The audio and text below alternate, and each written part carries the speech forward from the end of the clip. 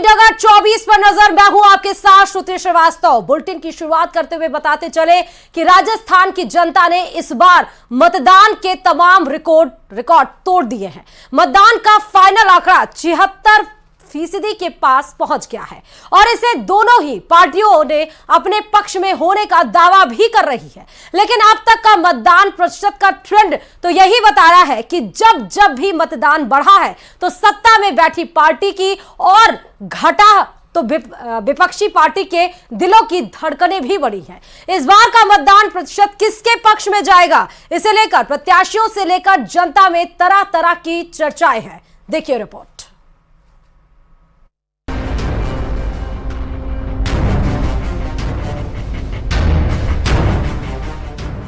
Bumper voting ने राजनीतिक पार्टियों के पसीने छुड़ा दिए हैं।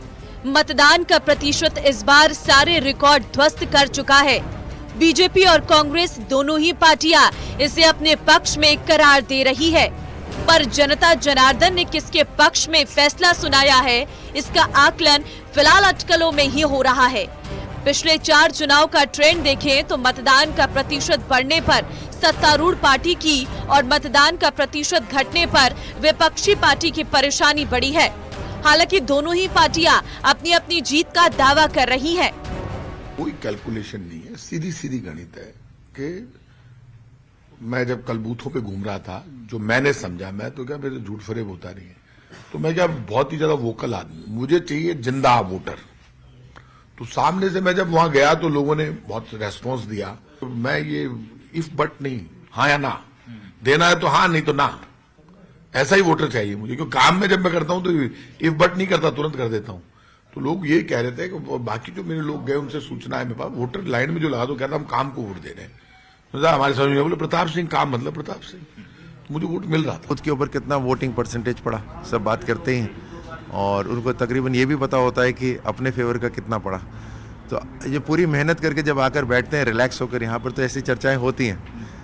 निश्चित रूप से भारतीय जनता पार्टी की सरकार राजस्थान में बन रही है और झोटवाड़ा में भी हमारे को जनता ने खूब आशीर्वाद दिया है और खूब लीड के साथ हम यहाँ से जीतेंगे। 2008 के चुनाव में कांग्रेस सूबे की सत्ता पर काबिज हुई। मतदान प्रतिशत था 66.25, यानी 2003 के मुकाबले 0.93% कम। भाजपा ने 78 सीटें जीती तो कांग्रेस ने 96 सीटें जीती। बसपा विधायकों को साथ मिलाकर कांग्रेस सत्ता में आई। वोटिंग घटने से किसी भी पार्टी को बहुमत नहीं मिला। भाजपा का वोट 2008 में 6% से घटकर 39.20 से 34.27 रहा। कांग्रेस का वोट 35.65 से बढ़कर 36.82 हुआ। कांग्रेस की 40 सीट बढ़ गई। 2013 में राज्य में 8% मतदान बढ़ा। बीजेपी को इसका भारी फायदा हुआ। कांग्रेस को जबरदस्त नुकसान उठाना पड़ा। प्रदेश में 75.04% वोटिंग हुई।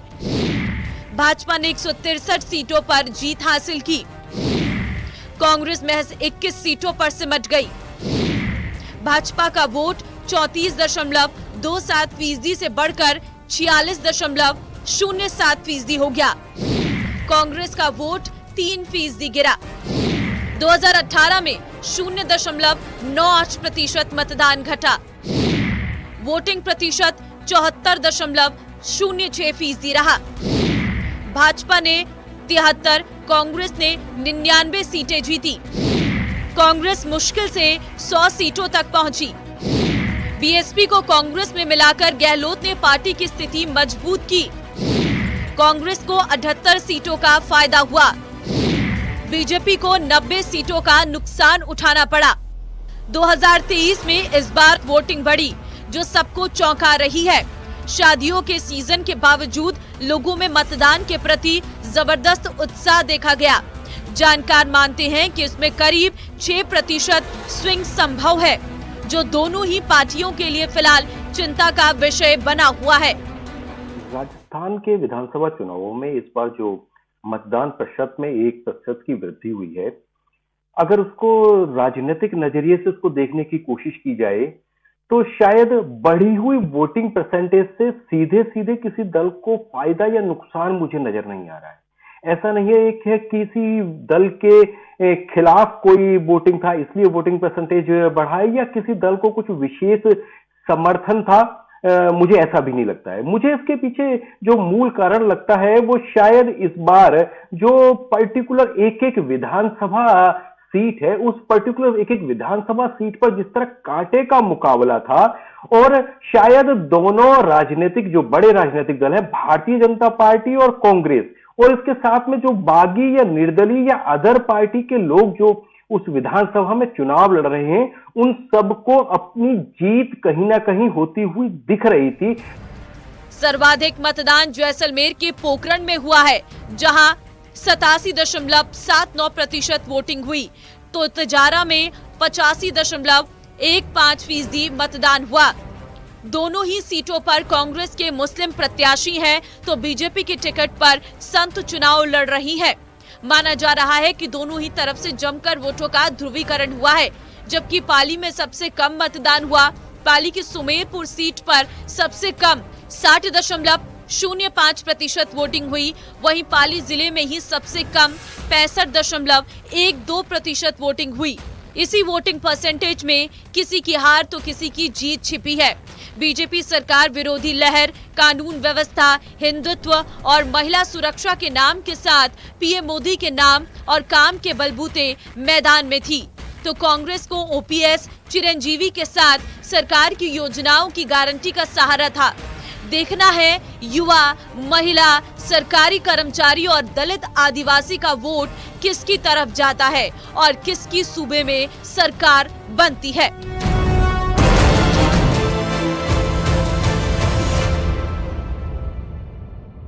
बम्पर वोटिंग को कांग्रेस और बीजेपी अपने अपने पक्ष में करार दे रही है। कांग्रेस इसे गहलोत का जादू बता रही है, तो बीजेपी इसे मोदी का चमत्कार कहकर प्रचारित कर रही है। मगर मतदाता के दिल की बात सिर्फ ईवीएम के सिवा जान ही कौन सकता है। जो 3 दिसंबर को नतीजे उगलेगी तभी पता चलेगा कि आगे सूबे की सियासत का सिकंदर कौन होगा और कौन छूमंतर। कैमरा पर्सन दिलीप चेची के साथ बाबूलाल धायल, न्यूज़ 18 जयपुर। और राजस्थान में मतदान खत्म होने के बाद दावों का खेल भी शुरू हो गया है। बीजेपी और कांग्रेस के नेता अपनी अपनी पार्टी की जीत का दावा कर रहे हैं, लेकिन इन सब के दावों के बीच किसके दावों में है दम, इस रिपोर्ट में देखिए। राजस्थान का महासंग्राम, मतदान खत्म, रिजल्ट का इंतजार, 23 कारण, किसके दावे में दम। राजस्थान विधानसभा चुनाव के लिए मतदान हो चुका है। 3 दिसंबर को परिणाम आएंगे, लेकिन वोटिंग के बाद बीजेपी और कांग्रेस के नेताओं ने अपने अपने दावे करना शुरू कर दिया। कोई राजस्थान में राज बदलने की बात कर रहा है, तो कोई रिवाज। राजस्थान में सत्ता में बैठी कांग्रेस को पूरा भरोसा है कि सरकार रिपीट होगी। कांग्रेस के नेता एक सुर में राजस्थान में फिर से सरकार बनने का दावा कर रहे हैं। आशीर्वाद, प्यार और विश्वास हमारे साथ पब्लिक का, बस हम जीतेंगे, सरकार हमारी बनेगी। तो पूरे प्रदेश में कांग्रेस के प्रति बहुत ही उत्साह है और खुशी के साथ लोग वोट डाल रहे हैं। और पहली बार राजस्थान में जिस पार्टी की सरकार होती है उसके प्रति थोड़ी बहुत एंटीकमेसी होती है, लेकिन राजस्थान में कांग्रेस की सरकार ने जो ऐतिहासिक काम किए और जो महंगाई राहत केंद्र में 10 गारंटियां दी है और अभी 7 गारंटियां जो हमने देने का वादा किया है घोषणा पत्र में, उससे भारी उत्साह है। और कोरोना काल में जो मैनेजमेंट सरकार ने किया था उससे भी लोगों में पूरी तरीके से सरकार के प्रति बहुत अच्छी जो है सोच बनी हुई है और वो उत्साह के साथ में वोट दे रहे हैं और बहुत अच्छे बहुमत के साथ में राजस्थान में कांग्रेस की सरकार बना रही है। मुझे लगता है कि इस बार जनता चाहती है कि कांग्रेस पार्टी की सरकार दोबारा बने और जो भाजपा का अंदरूनी बिखराव रहा, जो उनकी परफॉर्मेंस रही पिछले 5 साल एज ऑपोजिशन, उसको भी लोग देख रहे हैं। और हम लोगों का जो देश भर में आज जो कार्यकर्ताओं में उत्साह बढ़ा है, जो नई ऊर्जा के साथ काम कर रहे हैं, हाल ही में हम लोगों ने सरकार बनाई है कर्नाटक में, हिमाचल में, उसका भी लाभ हम लोगों को मिलेगा। और पार्टी, हमारी सोच, हमारा जो आगे का विजन है प्रदेश के लिए 5 साल का, उसको लोग आंक रहे हैं, देख रहे हैं। भारतीय जनता पार्टी ने 5 साल यहाँ विपक्ष की भूमिका निभाने में नाकाम रहे हैं। कांग्रेस रिपीट का दावा कर रही है तो भाजपा भी पीछे नहीं है। बीजेपी नेताओं का कहना है कि राजस्थान में भाजपा अपना ही रिकॉर्ड तोड़ेगी। भारतीय जनता पार्टी प्रचंड बहुमत के साथ सरकार में आ रही है। जनता अब की बार मतदान करते समय जो 5 साल तक दुख, तकलीफ, कष्ट सहे, महिलाओं के साथ जो अपमान हुआ, महिलाओं के साथ जो अपराध हुए, उन एक एक अपराध का जैसे बदला ले रहे हो। जिस तरह से राजस्थान में पेपर लीक की घटनाएं हुई, जिस तरह से राजस्थान में अपराध बढ़ा, जिस तरह से राजस्थान में भ्रष्टाचार बढ़ा, इन सब विषयों को संज्ञान में रखते हुए अब की बार राज बदलने के लिए और एक नया इतिहास कायम करने के लिए quite confident the result will be in favor of Bharatiya Janata Party and there will be a record margin, with a record margin of votes BJP is going to win. Rajasthan की जनता ने पिछले कई दिनों से जाने का मुझे अवसर मिला है।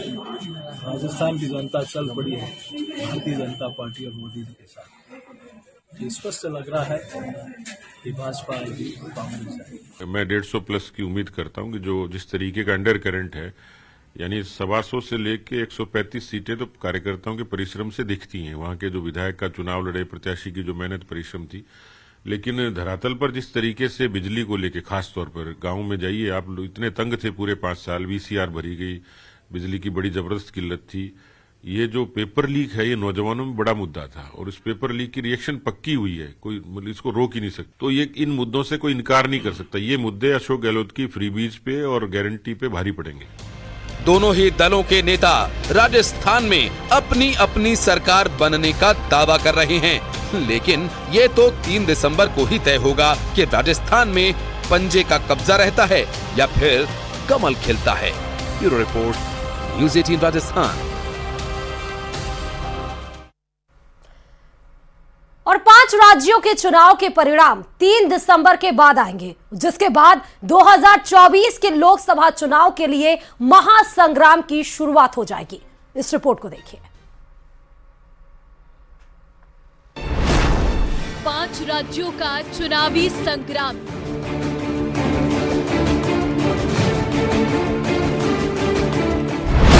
तीन को आएंगे परिणाम।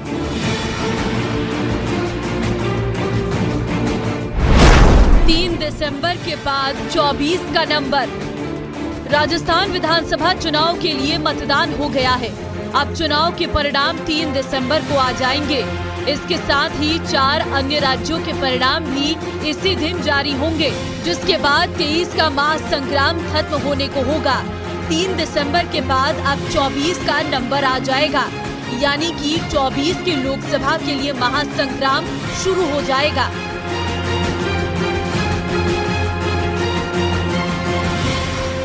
23 के चुनाव के प्रचार के दौरान ही बीजेपी और कांग्रेस दोनों ही पार्टियों के दिग्गज ने 24 के चुनाव के लिए सियासी बिसात बिछा दी है। चुनावी राज्यों में रैलियों में जमकर वार पलटवार किए गए। खुद पीएम मोदी ने राजस्थान में रैली के दौरान कहा कि देश और दुनिया मान रही है कि 24 के चुनाव में केंद्र में बीजेपी की तीसरी बार सरकार बनने वाली है। आज पूरा देश कह रहा है, पूरी दुनिया मान रही है कि 24 के चुनाव में तीसरी बार केंद्र में फिर मोदी सरकार बनने वाली है। बीते 5 वर्ष जब यहां कांग्रेस की सरकार थी तो उसने राजस्थान में ज्यादा काम नहीं करने दिया। 21वीं सदी में राजस्थान का तेज विकास करने के लिए मुझे यहां भी भाजपा की ही सरकार चाहिए। आप मेरा सपना पूरा करोगे, आप मेरा संकल्प पूरा करोगे। कुछ दिनों में राजस्थान के जिस भी क्षेत्र में गया हूं, वहां मैंने परिवर्तन की तीव्र उत्कंठा देखी है। लोग कांग्रेस को हटाना चाहते, जल्द से जल्द भाजपा को लाना चाहते। राजस्थान अपराध मुक्त हो, राजस्थान सांप्रदायिक तनावों से मुक्त हो, राजस्थान महिलाओं पर जो अत्याचार थे, उस पहला जो अपराधी हैं उनको पहले हाथ कांपने लग जाए। जहां कांग्रेस पार्टी खड़ी होगी, जहां कांग्रेस का नाम होगा, वहां भ्रष्टाचार होगा। जहां कांग्रेस का नाम होगा वहां लूट होगी। जहां कांग्रेस का नाम होगा वहां घपला होगा।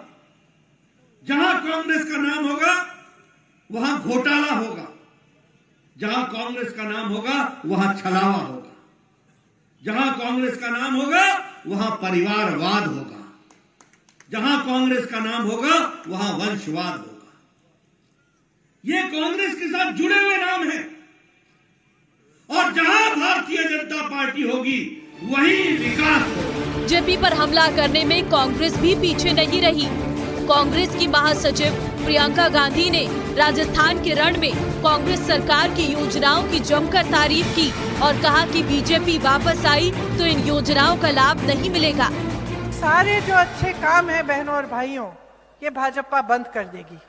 याद रखिए, ना ओपीएस आपको पुराना पेंशन स्कीम मिलेगा, ना आपको ये राहत मिलेगी, ना आपके कर्ज माफ होंगे, ना आपकी बिजली के बिल कम किए जाएंगे, ना ये जो सारी जो आपको ये जो निःशुल्क स्वास्थ्य की सुविधाएं मिलती हैं। मालूम है मध्य प्रदेश में स्वास्थ्य की अगर सुविधा चाहिए तो सिर्फ प्राइवेट में जा सकते हैं, क्योंकि जो सरकारी व्यवस्था है वो तकरीबन ठप हो गई है। यहाँ पे आपको बहुत सुविधा मिलती है। 5 सालों के लिए आपको ऐसी सरकार चाहिए जो आपको राहत दे, जो स्वास्थ्य सुविधाएं, शिक्षा की सुविधाएं, नौजवानों के लिए रोजगार और इन सबको मजबूत करे। या फिर आपको ऐसी सरकार चाहिए जो आपके जज्बातों से खेले, धर्म का नाम ले, जाति का नाम ले, लेकिन आपके लिए कुछ काम करके दे। कुल मिलाकर 3 दिसंबर को जब 5 राज्यों के रिजल्ट आ जाएंगे तो 24 के लिए पूरी तरह से राजनीतिक मैदान तैयार होना शुरू हो जाएगा और 24 के लिए ये सियासी घमासान दिन प्रतिदिन बढ़ता ही जाएगा।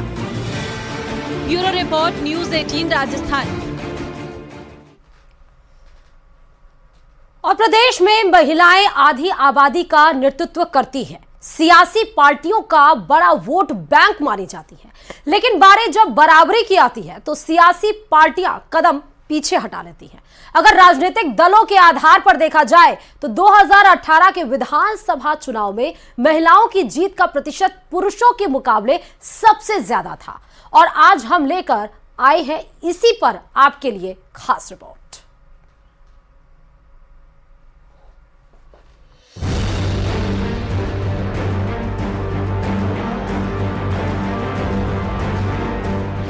किसकी बनेगी सरकार, किसके सिर सजेगा ताज।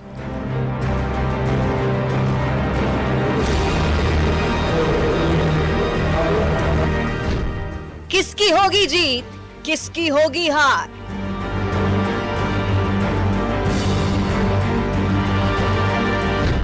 आधी आबादी ने किया राजा का फैसला।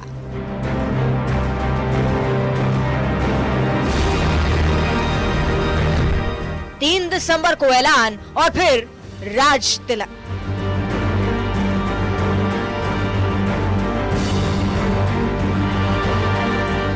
दो 2018 के विधानसभा चुनाव में कुल उम्मीदवारों के मुकाबले महज 8% और 2023 के चुनाव में 10% महिला उम्मीदवार चुनावी मैदान में है। कांग्रेस इस चुनाव में 14% यानी कि 28 महिलाओं को टिकट दे चुकी है, जबकि बीजेपी ने 10% यानी कि 20 महिलाओं को प्रत्याशी बनाया। राजस्थान में कुल 5 करोड़ 29 लाख मतदाता हैं, जिनमें महिला वोटरों की संख्या 2 करोड़ 53 लाख है। पिछले चुनाव में महिलाओं की सफलता पुरुषों के मुकाबले ज्यादा मिली थी। 2023 के विधानसभा चुनाव में बहुजन शोषित समाज संघर्ष समता पार्टी एकमात्र ऐसी पार्टी है जिसने केवल 3 उम्मीदवार उतारे हैं और तीनों महिलाएं हैं। वहीं अन्य सियासी दलों के आंकड़ों पर नजर डालें तो बहुजन समाज पार्टी ने अपने कुल 185 उम्मीदवारों में से 22 महिलाओं को टिकट दिया है, जो लगभग 12% है।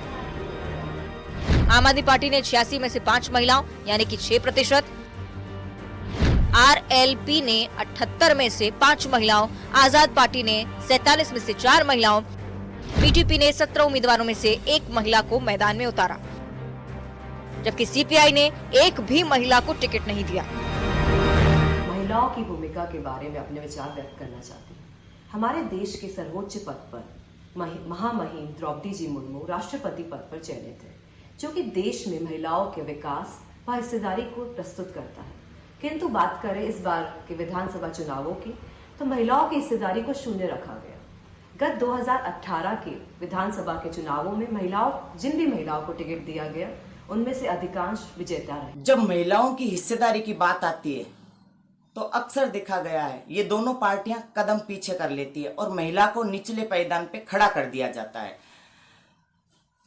इस बार 20 टिकट भाजपा ने महिलाओं को दी, 28 टिकट कांग्रेस ने दी। आंकड़ों के हिसाब से देखा जाए तो 8 से 10% भागीदारी महिला की है। जब भी चुनाव आते हैं तब सियासी पार्टियां महिलाओं को रिझाने की पूरी कोशिश करती है, लेकिन जब बारी राजनीतिक तौर पर हिस्सेदारी की आती है तो पार्टियां महिलाओं को निचले पायदान पर रख देती हैं। फिलहाल 3 दिसंबर को काउंटिंग है, उसी दिन जीत और हार का फैसला हो जाएगा, जिसका अब सबको बेसब्री से इंतजार है। Bureau report, news 18 Rajasthan.